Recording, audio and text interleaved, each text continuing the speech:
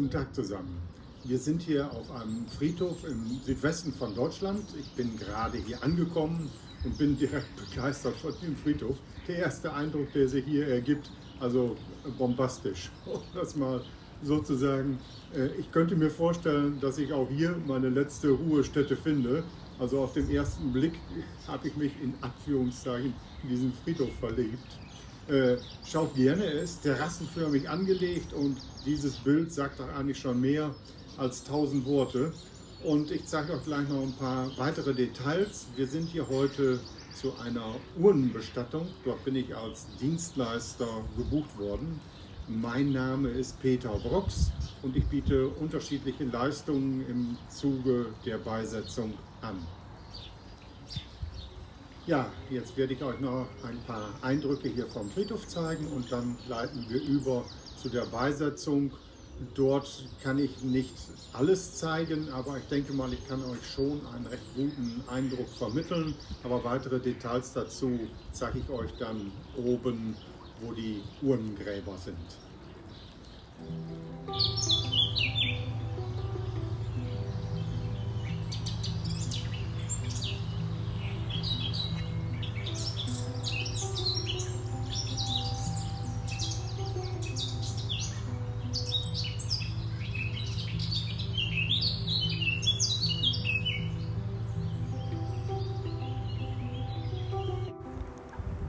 Ja, hier seht ihr eine Terrasse, wo schon sehr viele Urnenstelen angebracht sind.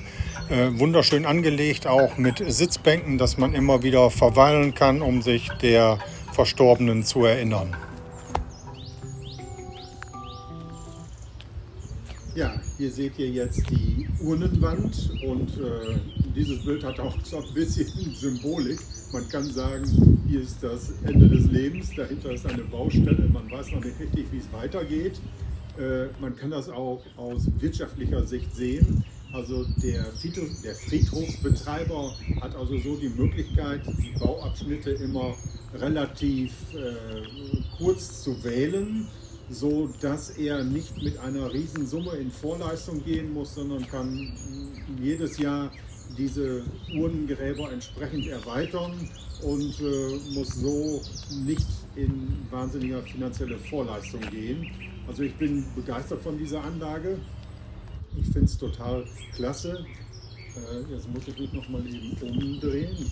Und da seht ihr auch die Öffnung. Dort ist die Urnenstätte, wo die heutige Verstorbene nachher beigesetzt wird. Und wir leiten jetzt gleich in den Teil über, wo wir zu der Beisetzung kommen.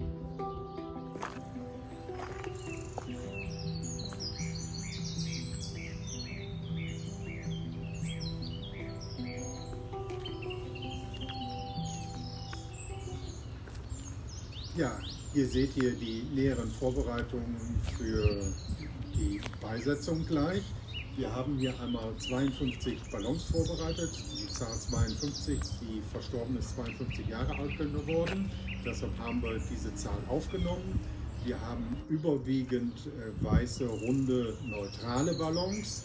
Dann ist im Schmuck in der Kapelle, seht ihr gleich, ist dominiert das Rot. Deshalb haben wir hier nochmal 11 rote Herzen aufgenommen. Und die Verstorbene, einer der Lieblingsfarben war rosa. Und so haben wir uns dazu entschlossen, auch noch 11 rosa Herzen mit aufzunehmen.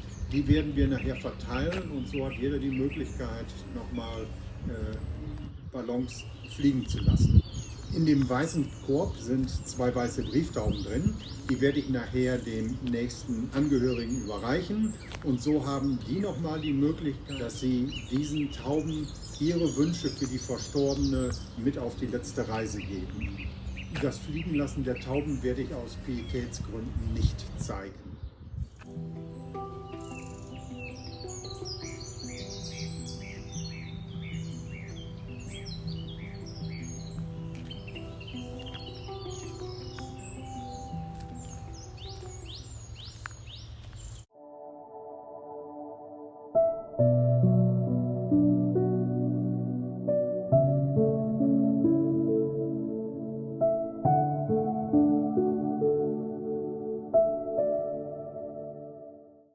segne dieses Grab und führe unsere Schwester Vincenza, deren Urne wir hier beisetzen, zur Auferstehung und zum Leben mit dir.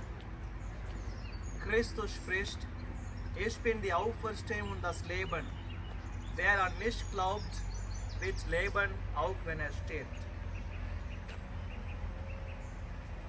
Wir übergeben nun die Urne der Erde. Gott, der Jesus von den Toten auferweckt hat, wird auch unsere Schwester Vincenza zum neuen Leben erwecken. Der Herr vollende an dir, was er in der Taufe begonnen hat.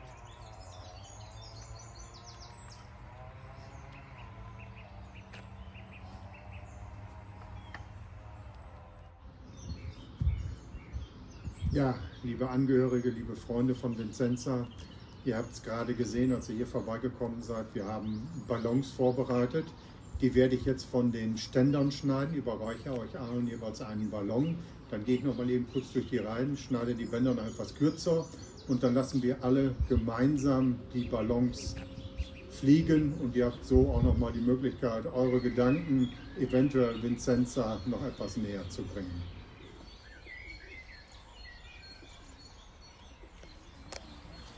3, 2, 1. los.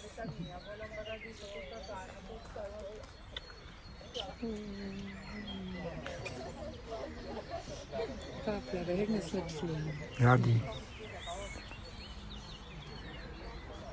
gehen so alle raus, wenn ein bisschen Wind kommt.